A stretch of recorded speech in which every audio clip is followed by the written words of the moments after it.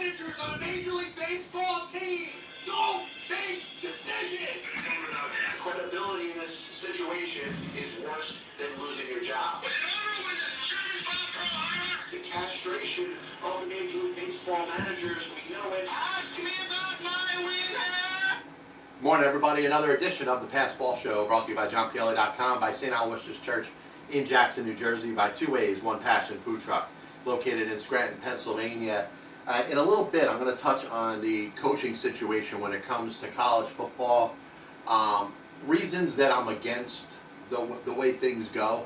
The commitment that coaches make when it comes to the program that they end up representing and becoming a face of, and how they turn their backs on it. But obviously, we're getting pretty close to the lockout when it comes to the collective bargaining agreement in baseball expiring on December 1st. And I think the transactions that you're seeing in baseball are reflecting that, where teams want to get what they want in regards to upgrading their teams up before there's a transaction freeze.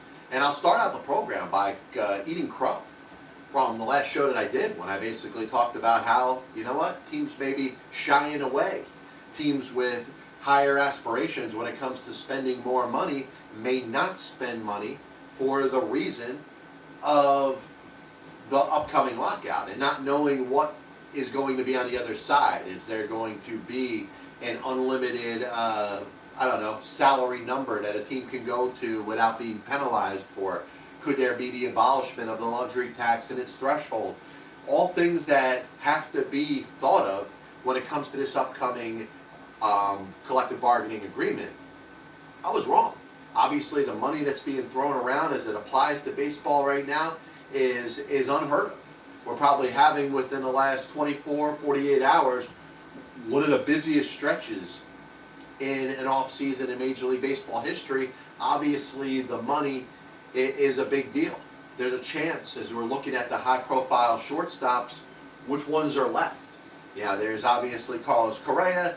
Obviously, you look at some of the other ramifications when it comes to, let's say, a Freddie Freeman, a Marcus Stroman. In all honesty, we're looking at probably stuff that's all going to be tabled for after Major League Baseball players and the owners get together and agree on their next collective bargaining agreement.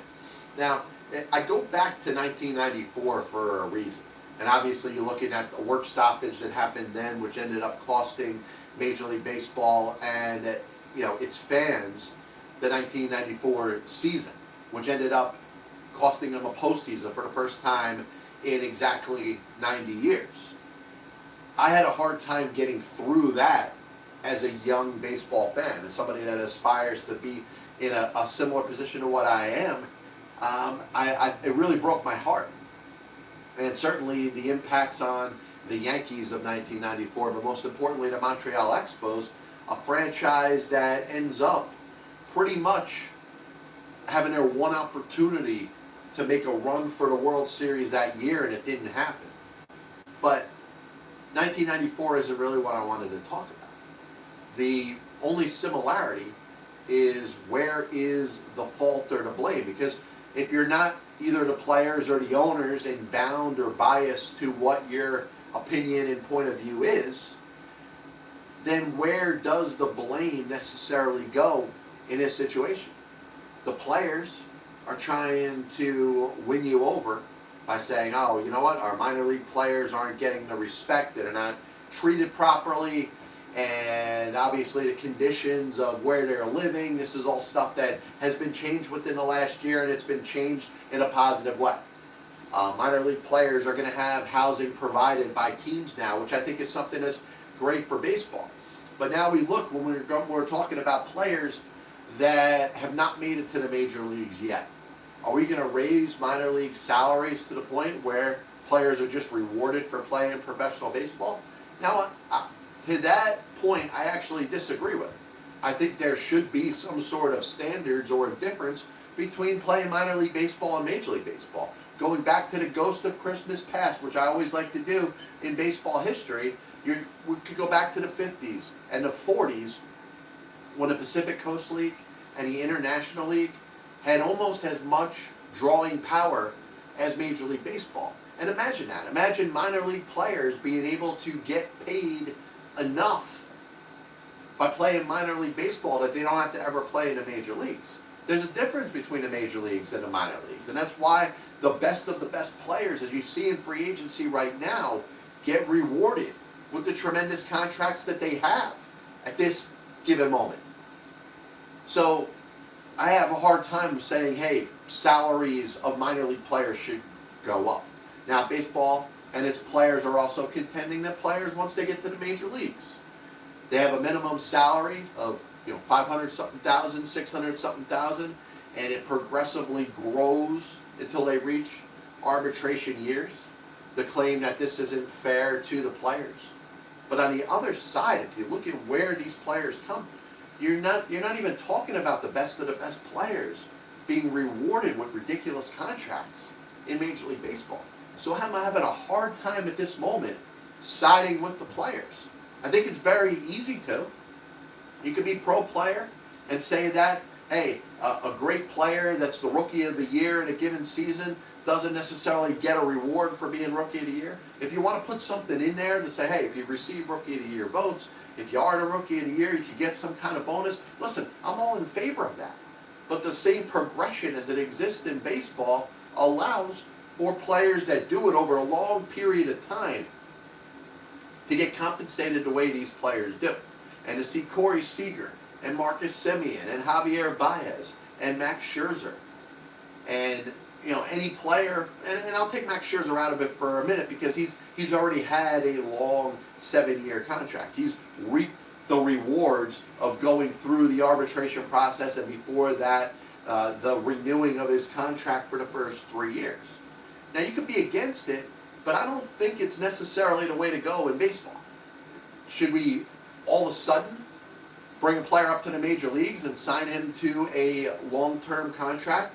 You're seeing a lot of the better players are getting that right off the bat.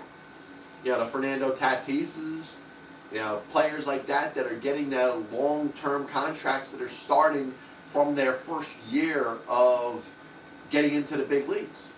And I'm okay with that. This is stuff that's been being controlled and being handled and does not necessarily warrant a lockout and a freeze of transactions, which we're going to see in less than 36 hours? Midnight, December 1st, or December 2nd, as it goes from December 1st to December 2nd, when the collective bargaining agreement expires. I don't think this is good for baseball.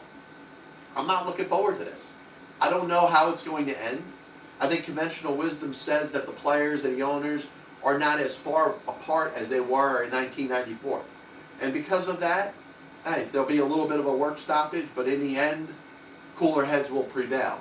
Perhaps the 2022 baseball season is not in danger. And I don't think there's anybody at this moment that believes that it's in danger right now. I'd be a little fearful. I'd be a little fearful of where the owners want to draw the line in the sand. And the players, which, yes, have the right to look out for every player, not just a player on a $300 million contract. It's not like your average salary in Major League Baseball is garbage. And the stupidest tweet that I saw, and listen, I could throw stupid tweets out with the best of them, but the one that said, hey, you basically go from eating ramen noodles in 6 years to a $100 million contract. You tell me like $500-600 grand a year is not good when it comes to how to make a living? Now, you want to raise the minimum salary in Major League Baseball, I don't have a problem with it. You want to set something up to where players could be better covered over their renewing years, and by renewing years, I mean the first couple of years that they're in the major leagues, and a team could just renew their salary for the next season. I'm okay with some modifications, but to say that players with less than 1 year of experience should go out there and get, $5 to $10 million, $20 million a season, I don't know how that necessarily works. And it's also a little bit of a hypocrisy because you're looking at how the good players get paid for what they've done in the past. Think about the major contracts when players hit free agency that they end up getting. The Albert Pujols of the world, the Alex Rodriguez's of the world, the Robinson Cano's of the world. We can talk about how in the back end of those contracts, they're bad deals. But what were they signed for initially? They were signed for what they've done in the past, mostly, in addition to what they're doing in the future. So Albert Pujols, when he signed that 10-year contract with the Los Angeles Angels, signed because of what he accomplished in the past, and he earned that deal, and partially he was getting compensated for the years of success that he had as a Major League Baseball player before. So are we going to have any modifications to that? Are we going to have the players all of a sudden saying, yeah, you know what, we shouldn't sign 10-year contracts where the end of the deals kind of go in the shitter? I have a hard time with that. And I don't think the players come off very well here. I understand where you want all players protected. You want minor league baseball players to have a better way of living, which I think is already getting addressed. You want players with limited service time get the opportunity to earn more money. But then nothing's being done on the other end for the players who continue to get richer and richer. There's nothing that's going to keep Corey Seager from signing his 10-year deal. There's nothing that's going to stop Max Scherzer at age 37 for getting $130 million over 3 seasons without the guarantee that they're going to perform to the entirety of their contract. Listen, one of the major differences between baseball and football is football's contracts are not 100% guaranteed. And if a player does not fulfill the obligations of their contract, they can be cut without the guarantee that their parent club has to pay the entirety of their contract. I'm not suggesting that baseball goes there, but it's another advantage that the players in Major League Baseball have over other sports, particularly football. So I don't think we're ever going to go to the stage of non-guaranteed contracts in baseball, but I think the players could probably look in the mirror and realize that they are getting a lot already. And status quo for them may not necessarily be too bad. You know, it's not like the owners are colluding together like the 1980s and keeping players from being able to sign. Now, there's other issues in regards to the upcoming CBA that have to be addressed. Certainly the issues as they exist, whether we should have a larger playoff format, which I hope they don't. In the end, I know it makes more money for baseball, but to have more playoff teams, I don't think baseball needs that. That's my opinion. Listen, it's not gonna have any bearing on what's going on with the CBA. I don't like the thought of expanded playoffs, but you know, when you think of the upcoming CBA and some of the issues that exist amongst the players and the owners, salaries, yes, the luxury tax. Should there be a salary floor? But obviously one of the major things that should be addressed is teams tanking. Teams giving up. Teams quitting because of their quote-unquote market size and going on these extravagant rebuilds, and why certain teams shouldn't have to have a payroll up to a certain level. That's a difference with football, basketball, hockey. Every team's in the mix because, number one, there's a salary cap, but also the fact that every team, looks to have a payroll in about the same area. And if I could make one suggestion, and I don't know how it would work, and the players have already been blessed with so much, the owners are already kind of happy with baseball as status quo and the way things are. But how about do something to keep all teams within the same parameters when it comes to the amount of money that they spend? Now, I know players may never go for a salary cap, but if we raise the amount, maybe put it up to $300 million, but set the salary floor at about $150 million or $170 million. You know how much more money that does for baseball and raises salaries with players for teams that have no interest in having $150 to $170 million payroll? I don't know. But I think the more of these issues that get brought up, I don't know if we're going to have answers within a couple days or a couple weeks. I don't see any progression as we get closer to this deadline of December 1st. I don't think things are getting any better. This lockout could last a little more than we anticipate. Now, the last show that I'm going to do before the potential lockout. And I'll do a show Friday before I get on the plane and head down to Orlando for the baseball winter meetings. Obviously a different type of baseball winter meetings with no Major League Baseball going on. With the players locked out, it's going to be centered around the minor leagues, but also centered on meeting people and getting yourself in a position to hopefully get that next job. But I think now is a time to kind of enjoy the free agent signings that we've looked at right now. And like I said, I'm willing to be the first to eat crow. I was wrong when I suggested that there wouldn't be such a big run on free agents, which you've seen really over the last 48 hours or so.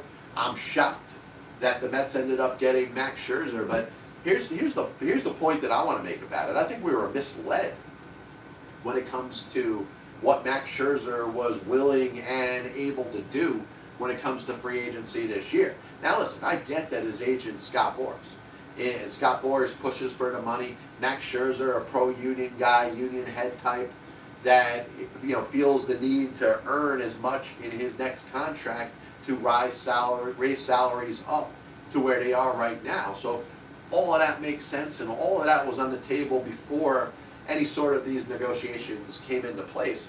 But as the trading deadline hit last year, there was a false narrative that Max Scherzer wanted to be on the West Coast. Now listen, I think he approved the Dodgers trade. I don't think he had any issue being in LA.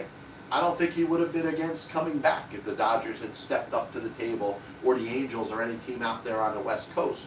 But false narrative number one was that Max Scherzer was only open to playing for teams that played on the West Coast. False narrative number two was his reported unwillingness to want to play in New York or for the Mets. Now, some of that had to do with the fact that he spent 6+ years with the Washington Nationals. I'm sure he enjoyed beating the Mets. He threw a no-hitter against the Mets. He led the Nationals to a World Series in a division that included the Mets. So as a player on a rival team, I'm sure he wasn't necessarily in love with the idea of leaving Washington to going to the Mets. So I understand how that applies when it comes to the trading deadline last year. Now in free agency, that was proven to be wrong. In the end, the Mets were the one that stepped up, offered the most money, and almost unexpectedly ended up getting the best pitcher amongst free agency. Now, if you're a Mets fan, you've got to be ecstatic for having Max Scherzer there with Jacob deGrom. And it certainly puts the Mets in a position where they're a better baseball team than they were prior to the signing of Max Scherzer. You look at the Texas Rangers. They make the signing of Marcus Semien, but then double down when they get Corey Seager, sign John Gray. I know Cole Calhoun's only a one-year deal for about $5 million, but you're looking at what, over $500 million that the Texas Rangers have committed in salaries for this upcoming season. And you know my weakness, I've stated it on this program before. I'm a weakness for that team that has that big off season. I'm a believer. I believed in the Padres maybe one or two many times when it comes to the off season that they built up and the disappointments that they ended up having. The Mets in 1992, the Mets in 2002, the Lakers of this year. You can talk about the many examples that I've taken to bait and saying, hey, this team's going to do better than we expect. They're going from the slums to Hollywood per se, and they're going to end up being a contender. I'm probably falling for it again when it comes to the Texas Rangers. I'll admit that. That being said, if you're a bad team in baseball, what exactly are you expected to do? The Orioles and the like of teams like that have been bad for years, they're not active in free agency. They seem to be waiting for their own young players to develop and become a core, but being out of free agency does not necessarily make that rebuilding team look any good. So it's kind of hypocritical when you blame, let's say, the Orioles for not doing anything in free agency for years, and then you also blame the Rangers for being a bad team and jumping out there saying, listen, we're going to get the cream of the crop when it comes to free agency, and our expectations are that we're going to build this a little bit quicker. Well, the Rangers have developed some young players. They've drafted, Jack Leiter, right? They got some good young players. Corey Seager and Marcus Simeon ain't going anywhere for a while. Why don't you have something nice for them, the young players, to work themselves into? And in doing so, maybe raise expectations for the next coming season. I don't have any issue with what the Rangers did. I don't have any issue with the Detroit Tigers, Eduardo Rodriguez. It looks like they're going to get Javier Baez. The Tigers, I think, overachieved more than most teams in baseball. Maybe not named the Giants and the Rays. I think they're in a great position. They got good young players. Sure, work a Erod in there. Work a Javi Baez in there with the young players. And build yourself a team and make a run. Don't do what the Orioles are doing, because I don't think anybody knows what the Orioles are doing at this point. Last thing, number 3, I wanted to get into, and I wanted to spend some time on this today. College football. Obviously, you're talking about the importance of major programs having their next college football head coach. And the value of a college football head coach, I think, is even stronger than that of the head coach in the National Football League. You're talking about the face of your program. You're talking about somebody that you're putting in those shoes and saying, listen, if things haven't gone well, now the expectations are going to be raised because we got our guy. And obviously the importance of the head coach and their ability to recruit, bring players in, and the responsibility they have single-handedly of turning the program around are all reasons why the head coach of a college football team, and you may say college basketball too, is the most important head coaching position in all of sports.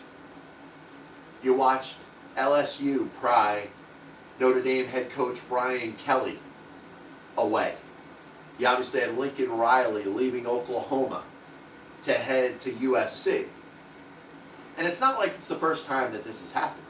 But you have Lincoln Riley in Oklahoma, who's had a lot of success there. And obviously Oklahoma, a nationally renowned school where players, high school players, can't wait to go to college and wanna play for Oklahoma.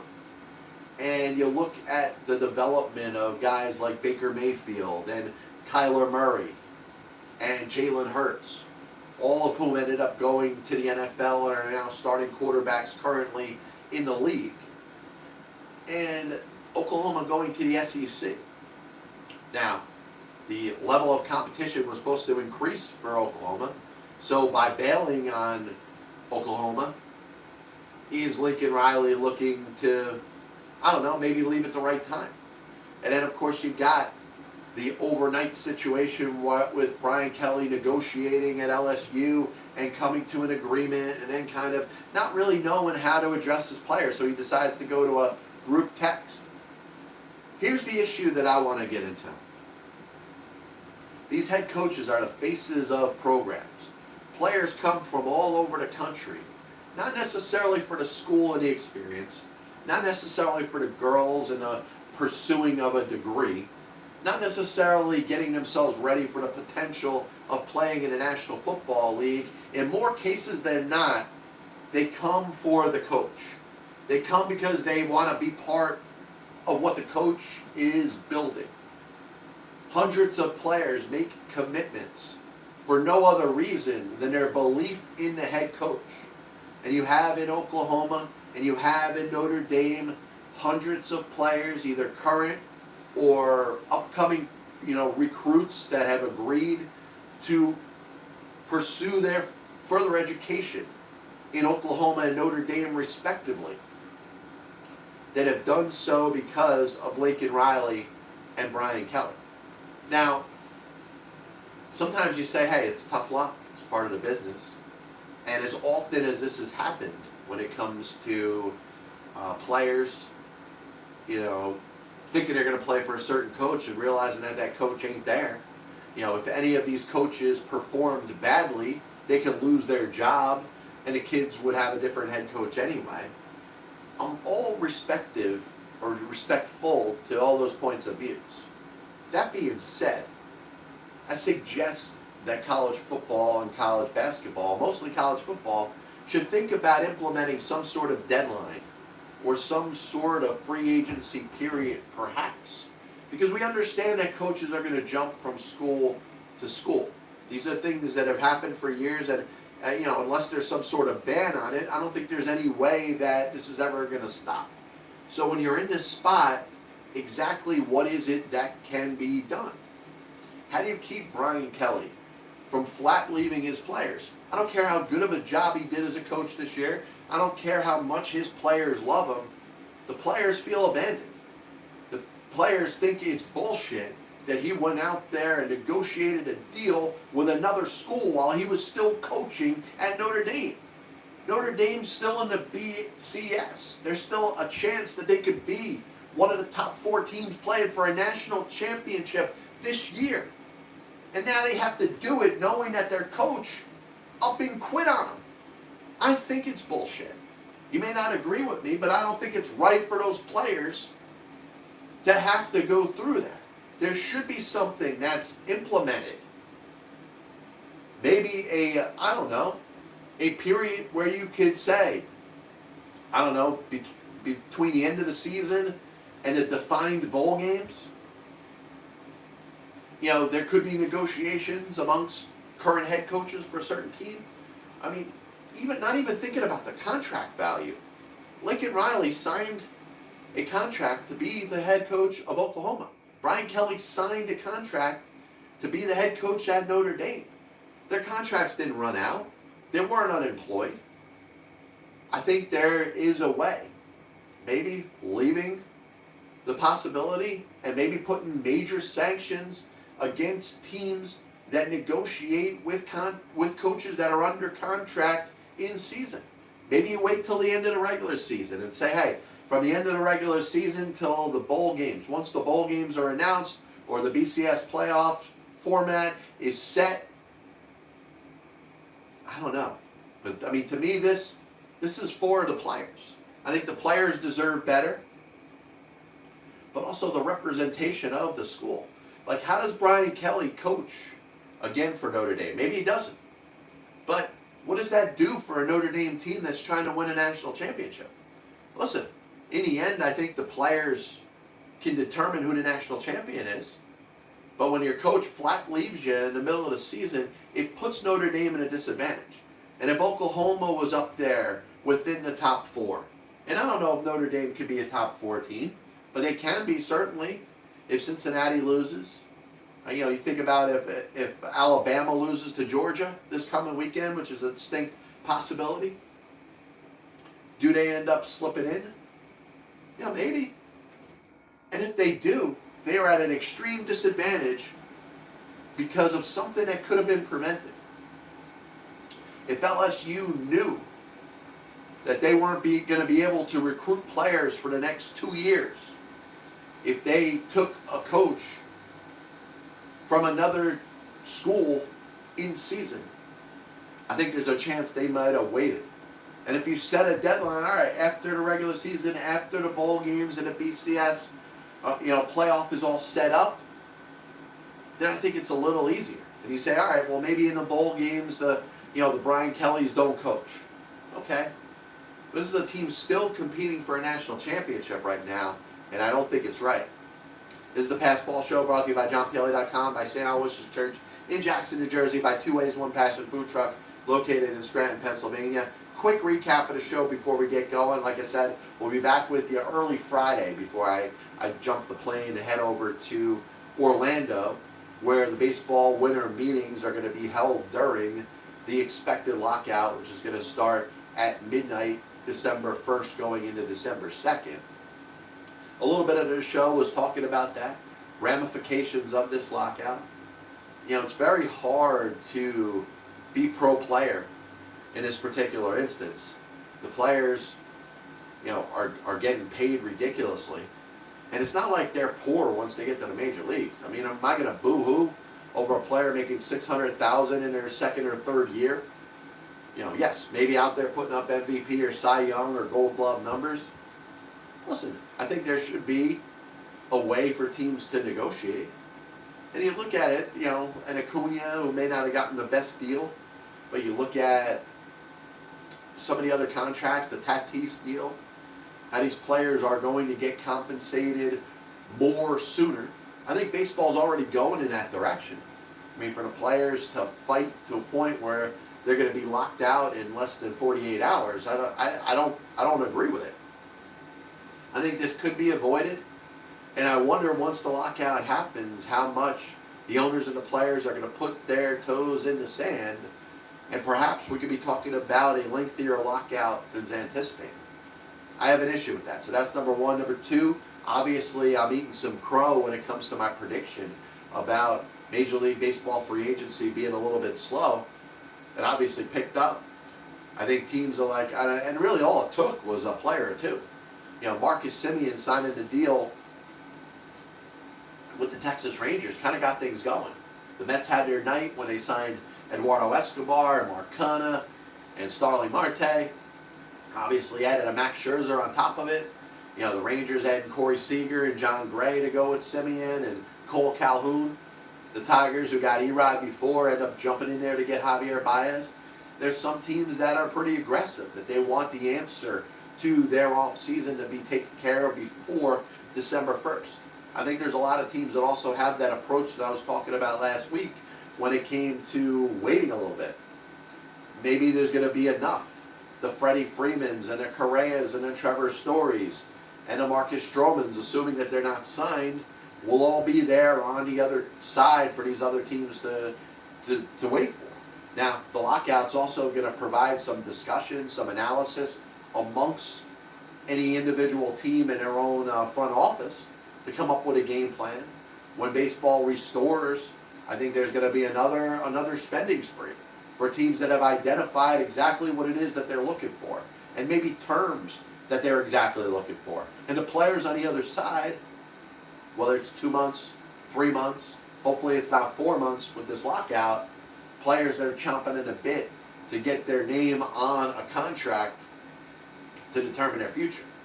The last thing I spoke about today was the college football head coach situation in Carousel. I didn't mention this. I mean, if Urban Meyer ends up leaving Jacksonville, the Jaguars, in the NFL after one season to go coach Notre Dame, I get that it's a prestigious job. I get that if you look at Urban Meyer and Ohio State, and prior to that, at Florida, the success that he's had, and to restore Notre Dame and win a national championship, I get all the reasons why it would make sense. It would just be a terrible look. Lincoln Riley, Brian Kelly, I get that they're moving up in the world. The whole cue the theme song for the Jeffersons, moving on up to the east side. Fish don't fry in the kitchen, beans don't burn on the grill. I get it. I understand all of that. But you think of the kids and the college football kids that are in these particular schools, Oklahoma and Notre Dame, and insert any college football program that their good, established, and well-known head coach has bailed on them in season. The reason they're there, you could say some of it's because of the girls, some of it's because of the college life, some of it's because of the education, some of it's because of the stepping stone to get to the National Football League. Yes, they're all considerations. The main reason is the head coach. The head coach is out there doing the recruiting. The head coach is the reason that these players end up going to these schools.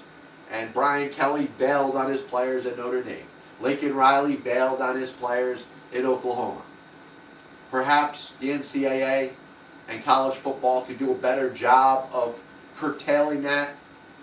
Maybe setting a deadline, saying, listen, coaches can't leave, they can't go from school to school. If there's any evidence that there's any sort of agreement before the end of the regular season, that team will, or that school will lose the ability to recruit players for the first 2 seasons that coach is there. That's a big deal. And I think that could keep Brian Kelly at Notre Dame while that team's still competing for a national championship. And that bothers me. We'll be back with you on Friday, like I said, before we go to the baseball winter meetings in Orlando. Don't really know what the show schedule is going to be as we get there. Like I said, Friday we'll do a show. We'll go down there to Orlando. Maybe we'll do some interviews. Hopefully I'll wind up getting a job. Until then, God bless you. And as always, I'll see you on the other side. Chris Bryant was on the Chicago Cubs roster opening day. I have many leather-bound books. My apartment smells of French mahogany. Why don't you give it all or a majority to the team that wins the freaking World Series. I'm as good as that, but then I just kind of life. I may come out as the biggest Major League Baseball manager apologist That'll only make someone work just hard enough not to get fired. because hitters are going out there saying I'm either going to hit a home run or I'm going to strike out. And if I don't get a pitch that I feel like I could drive out of the park, Not even supposed to be here today. especially prospect whores and hoarders, are going to be a little pissed off at me when I say this. I'm a dude playing a dude disguised as another dude. There are only two managers in baseball's Hall of Fame who have losing records. One of them is the iconic Connie Mack, who you could say, in spite of winning 5 World Series championships as a manager, could be in as much as a pioneer.